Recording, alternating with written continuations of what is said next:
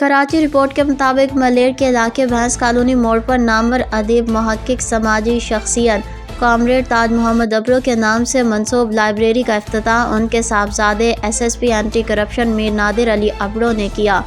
اور نوح پوتا برادری کے سردار فقیر سردار غلام جعفر نوح پوتا کی کتاب حیدر کے خوبداری کے مہورت کی رسم ادا کی۔